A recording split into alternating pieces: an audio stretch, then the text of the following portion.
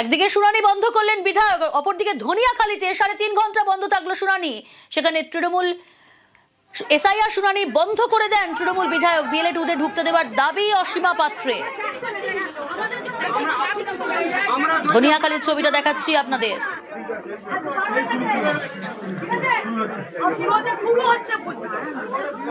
BLA 2 শুনানিতে না ঢোকার নির্দেশ কমিশনের। এই মুহূর্তে ধনিয়াখালীর ছবিটা দেখাচ্ছি আপনাদের। 3.5 ঘন্টা বন্ধ থাকলো শুনানি।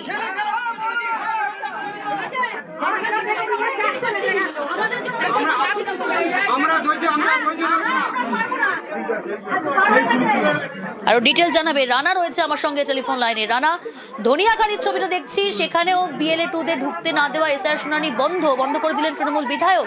কতক্ষণ বন্ধ ছিল, কি জানা যাচ্ছে, আবার কখন শুরু হলো কাজ? প্রিয়াঙ্কা, দেখো, আজকে ধনেখালী ব্লকে যেখানে শুনানি চলছিল 12টা থেকে হওয়ার কথা ছিল, কিন্তু সেই 12টা থেকে প্রায় 3:45 পর্যন্ত প্রায় 3.5 ঘন্টার মতন তিনি শুনানি বন্ধ ছিল।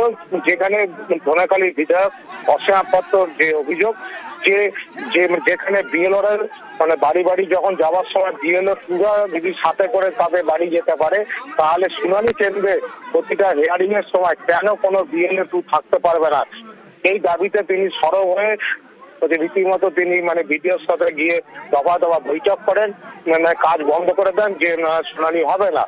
তারপরে কিন্তু সেই নিয়ে খুব বিশৃঙ্খলার সৃষ্টি হয়। ধনেখালী থানা পুলিশও চলে আসে বিডিও অফিসে। তবে এই মুহূর্তে যেটা জানা যাচ্ছে 3:45 চালু হয়েছে শুনানি।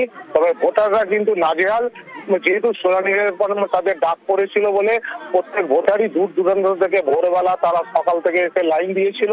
কিন্তু যেহেতু 3.5 ঘন্টা ধরে শুনানি বন্ধ থাকে, তারাও কিন্তু ক্ষোভ প্রকাশ করেছে। প্রিয়াঙ্কা,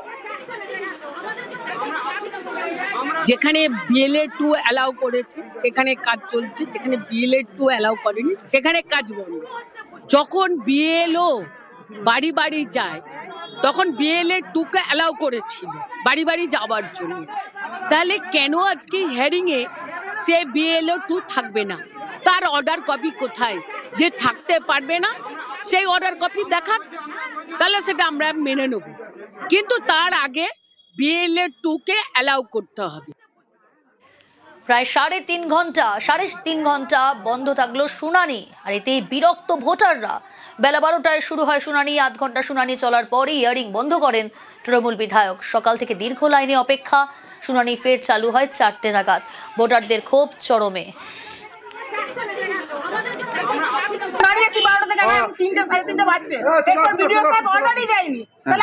এতগুলো মহিলা বেটা ছেলে কি করবো? সবার কাজকর্ম আছে, তার জন্য কে দায়ী? কিছু তো একটা বলতে হবে ভিডিওতে, হ্যাঁ কি না।